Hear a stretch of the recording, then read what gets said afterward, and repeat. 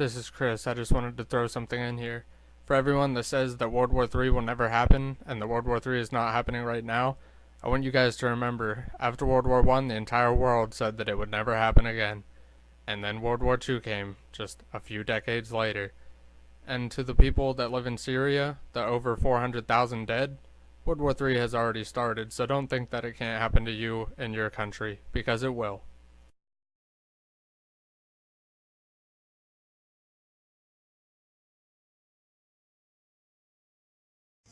Tonight, CNN has learned America's intelligence and military leaders are watching Kim Jong-un with growing unease, fearing the young North Korean leader with questionable stability and a penchant for violence may have now perfected building a nuclear weapon and may be preparing to test it. CNN has learned Kim's regime could be preparing to launch a mobile ballistic missile, something it has never done. One long-range missile, which officials believe the North Koreans could fire, could hit American territory on Guam or the Aleutian Islands. But there's another, more frightening possibility. The scary scenario is that North Korea may launch its KN-14 ICBM. We've just learned that they've tested the ICBM engine. It may have new fuels that give it far greater energy and range. And with that range, the KN-14 can possibly reach Washington, D.C. The North Koreans would first have to flight test that missile, which they likely haven't done yet. But the concern tonight is that the regime is accelerating its nuclear weapons and missile capability under a leader who's becoming more warlike each week. A U.S. intelligence official telling CNN Kim is challenging his international rivals with provocative and threatening behavior. Could he be ratcheting up his weapons program because he's under threat from inside? Kim Jong-un has to be under enormous internal pressure from political elites and military elites. He has to demonstrate that he is a credible, strong, unifying leader.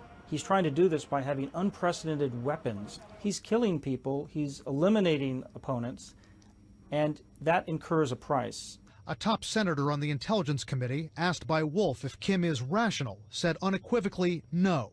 The kinds of things that he's doing, you'd wonder whether they have a death wish. Most analysts won't go as far as saying Kim is crazy, but they worry that in his zeal to fight off his enemies and project his power, he'll miscalculate. He is potentially reckless. He is divorced from reality. Both of those attributes could contribute to war. So we don't have to make a judgment psychologically as to whether he's crazy or sane. He's dangerous. And tonight there is real concern among U.S. officials and analysts that another provocative move by Kim is imminent. Less than 48 hours away, the birthday of Kim's grandfather, Kim Il-sung, the founder of North Korea, who the young Kim is said to be obsessed with emulating. Analysts believe many of Kim's bold moves recently were designed to show North Koreans that he is of equal or greater stature than his grandfather. Wolf? Interesting. Brian, why is he so obsessed with his grandfather and not his father? It's a very good question, Wolf. I've asked this about analysts in recent weeks. Experts tell us, his father, Kim Jong-il, the man in the middle here, well, he's associated with failure. The North Korean famine, the loss of Russia's huge support of North Korea, the collapse of the nuclear deal with the U.S., they all happened under his father, Kim Jong-il. A failure in so many eyes in North Korea. But the grandfather, Wolf, he is known for establishing North Korea, for attacking his enemies in South Korea, and for a time when North Koreans were actually better off economically than South Koreans decades ago, a time when North Koreans were not starving.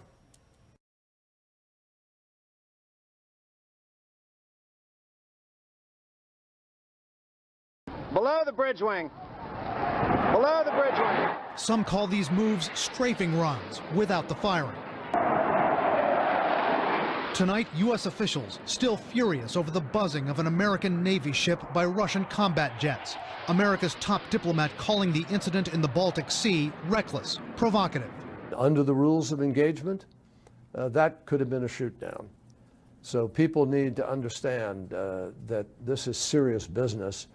And the United States is not going to be intimidated. In wave after wave, Russian jets buzzed the USS Donald Cook, at certain points coming within 30 feet of the ship. No margin for error, right? That's correct. I mean, you are talking feet. We're not talking yards or miles. We're talking feet. And basically, if this pilot, sneezed or looked a different direction and the plane went another way, bang, it could have hit the ship. The Russian jets were not armed. Russian officials are defending their actions tonight, saying these flybys were in accordance with international rules. But analysts say we're in a very dangerous period. It's absolutely the worst it's been since the end of the Cold War. The USS Cook was operating in international waters, but only about 70 miles off the Russian territory of Kaliningrad, where the Russians have military ports. That, plus the capabilities of the American Aegis destroyer, likely got under Vladimir Putin's skin. This ship has the most advanced radar capability in the fleet of the United States Navy. It not only can detect missiles, but it also can shoot down missiles. And this is probably what irritated the Russians, not only that it was operating out in the sea, but also close to their shores. Putin is being as aggressive as ever, using his ramped-up military to threaten his neighbors, provoke the U.S., push every envelope, all with a clear message: we must be respected. Putin's narrative is one of strength, right? So at home, it's he got us off our knees. Internationally, it's we are capable of standing up to the United States and other countries to assert our interests. Well, Russia's defense ministry has rejected criticism that one of its jets made aggressive maneuvers near a U.S. reconnaissance plane over the Baltic Sea. U.S. military officials say a Russian interceptor flew within 50 feet of the U.S. aircraft, which it says was making a routine flight, and carried out a risky barrel roll as it flew past in international airspace. The US says the action was unsafe and unprofessional. Russia, though, says that version of events is, quote, running counter to reality. The defense officials in Moscow say Russian air defenses were scrambled after detecting a high-speed, unidentified target heading for Russia's borders.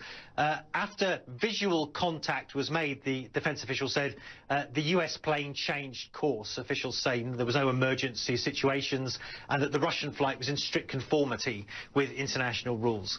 But of course, this is the second close encounter between the US and Russian militaries in just the past few days. Last week in the same area, Russian jets buzzed a US warship, the USS Donald Cook, apparently simulating attack passages. The US Secretary of State John Kerry condemned that as dangerous and provocative. Under the rules of engagement, he said, the jets could have been shot down.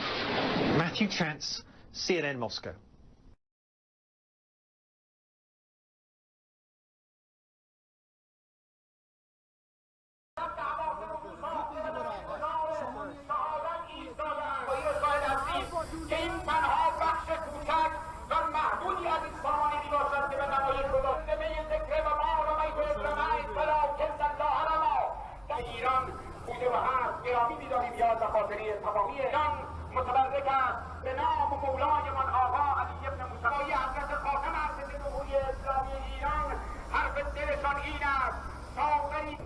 علیه کشورهای جهان اسلام نیست.